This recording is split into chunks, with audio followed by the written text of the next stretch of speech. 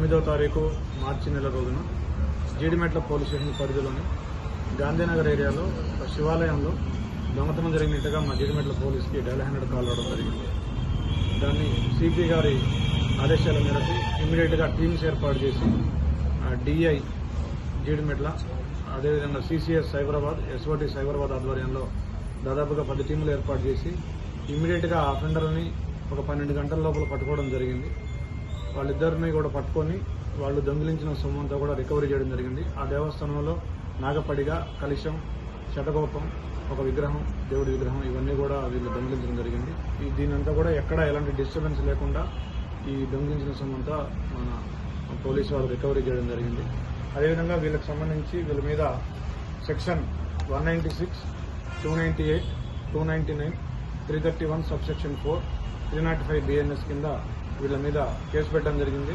దీనికి 14 సంవత్సరాల వరకు జైలు శిక్ష విధించబడుతుంది ఈ సెక్షన్లకి. సో వీళ్ళని ఈరోజు ఇమీడియట్గా రిమాండ్కి పంపిస్తా ఉన్నాము. సో ఈ కేసులో వీళ్ళని చూస్తే వీళ్ళు గాంజా, అదేవిధంగా మత్తు పదార్థాలకు లోనై ఈ దొంగతనం చేసినట్టుగా మనకు తెలుస్తుంది. వీళ్ళు గతంలో కూడా 1-2 కేసుల్లో ఉన్నారు. Attempt murder and property offence కేసులో ఉన్నారు.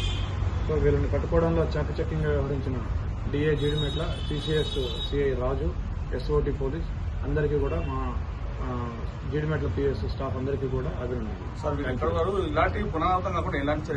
ఇలాంటివి పునరావృతం కాకుండా తప్పకుండా మేము పెట్రోలింగ్ చేయడం కానీ, అన్ని రిలీజియస్ ప్లేసుల్లో సీసీ కెమెరాస్ పెట్టించడం కానీ, ఇప్పుడు ఈ ఇన్సిడెంట్ చూసినట్టయితే మనం 4 నెలల క్రితమే ఆర్గనైజర్స్తో మాట్లాడి, ఆ టెంపుల్ కమిటీతో మాట్లాడి సీసీ కెమెరాలు పెట్టించడం జరిగింది. 10 సీసీ కెమెరాలు ఉన్నాయి.